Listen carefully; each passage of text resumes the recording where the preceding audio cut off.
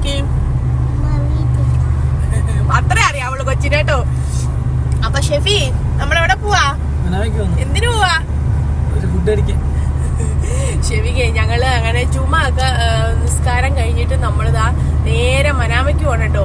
അപ്പൂസിനും ഷെഫിക്കും എല്ലാം ഉണ്ടല്ലോ ബീഫ് ബിരിയാണി കഴിക്കണം കേട്ടോ.